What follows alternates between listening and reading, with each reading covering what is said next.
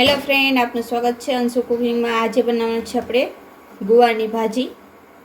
આપણે ગુવારની ભાજી બનાવવાના છે તો ગુવારને આપણે કટિંગ કરી લીધો છે અને પાણીથી ધોઈ લીધો છે। તો હવે આપણે ગરમ પાણી 1 ગ્લાસ મૂકી દીધું છે અને 1 ચમચી આપણે મીઠું નાખશું। હવે આપણે ગુવારને બાફી લઈશું।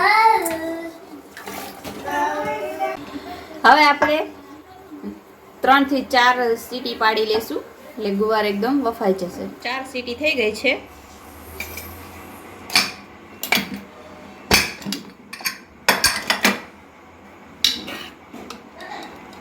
ગુવાર એકદમ બફાઈ ગયો છે તો આપણે વઘાર કરશું। હવે આપણે અહીંયાની અંદર 3 ચમચી આપણે ચટણી નાખશું, અડધી ચમચી હળદર, 1 ચમચી આપણે ધાણા જીરું ને બાફવામાં આપણે મીઠું નાખ્યું હતું એટલે આપણે અડધી ચમચી મીઠું નાખશું। હવે આપણે વઘાર કરશું। હવે આપણે 2 ચમચી આપણે તેલ નાખશું।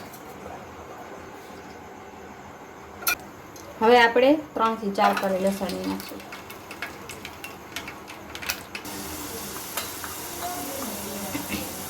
લસણની કળી એકદમ બ્રાઉન થઈ ગઈ છે। 1 ચમચી આપણે હિંગ નાખશું। લસણની પેસ્ટ નાખશું આપણે। હવે આપણે વઘાર કરશું। સારી રીતે મિક્સ કરી લઈશું। 1 થી 2 મિનિટ સુધી આને ચડવા દઈશું, ઢાંકી દઈશું એટલે ચટણી એકદમ ચડી જાય। ભાજી બનીને તૈયાર છે તો હવે આપણે ગેસ બંધ કરી દઈશું।